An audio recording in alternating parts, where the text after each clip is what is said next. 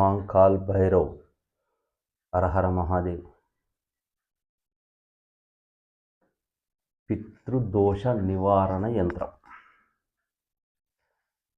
పితృదోష నివారణ యంత్రము అంటే కొన్ని విధానాలు కూడా ఉన్నాయి, కానీ ఆ విధానాలు చేసినప్పుడు ఆ దోషం అనేది తగ్గది. పితృదోషం అనేది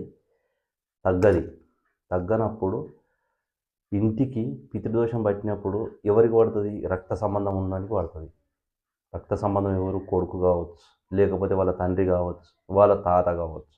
ఇట్లా వాళ్ళ తాతలు తండ్రికి కొడుకు, ఇట్లా దోష నివారణలు ఉంటాయి. ఆ దోష నివారణ ఉన్నప్పుడు ఎంత ఏ పని చేసినా మనకు కలిసి రాదు, మనం ముందు కొనసాగం చేయలేం. పని ఎంత పని చేసినా ఏదో విధానం చేస్తుంటే ఆ దోషం అనేది, ఆ కర్మ అనేది వచ్చి అక్కడ అడ్డుపడుతుంది. అడ్డుపడ్డప్పుడు మనము ఎంత ఏ విధానంగా చేసినా, నువ్వు ఎన్ని ప్రయోగాలు చేయి, కానీ అది పోనప్పుడు ఏం చేస్తాం?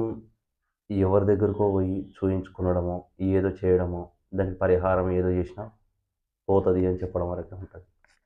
ఇంకా దానికి ఎప్పుడు పితృదోషం అనేది తలగదిగా, ఇది 100% గ్యారంటీది. ఎందుకంటే ఆ యంత్రం ఉన్నంతసేపు ఈ దోషం అనేది అక్కడ ఆగిపోతుంది అంతే. ఎందుకంటే పితృలకు మనం ఏదో ఇస్తుంటాం, ఏదో చేస్తుంటాం, వాళ్ళకు సంతోషం కలగనప్పుడు వాళ్ళు మన మీద పడతారు. మన మీద పడతారు అంటే ఆ గాలి అనేది మన మీద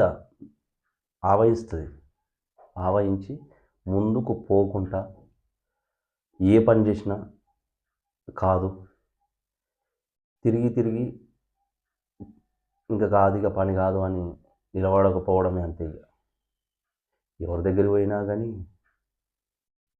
ఇది ఉన్నదానన్నా చెప్తాడు తప్ప అసలైంది ఇది అనే విషయం ప్రాక్టికల్గా దాన్ని చూపించడు అంటే చెప్పడు. ఆ చెప్పకపోగా నీకు ఈ విధానంగా జరుగుతుంది.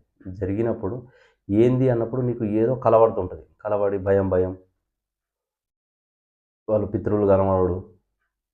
అప్పుడు ఈ విధానం చేసుకోండి. దీనికి రెమెడీస్ మీకే చెప్తాను, మీరే చేసుకోండి. నాకు వచ్చి గురువుగారు ఇట్లా అవుతుంది అని అవసరం అది ఎవరి దగ్గర పోకుండా నేను చెప్తాను మీకు అన్ని విషయాలు, ప్రతి ఒక్క విషయం చెప్తాను మీకు. ఈ రెమెడీస్, ఈ యంత్రం తయారు చేసుకోండి.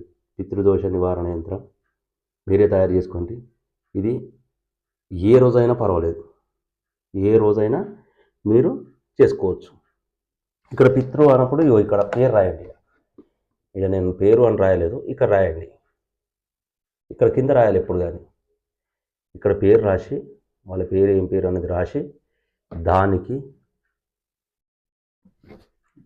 ఈ యంత్రానికి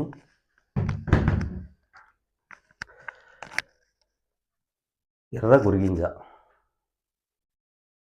గురిగింజ, కుంకుమ పసుపు పెట్టాలన్న.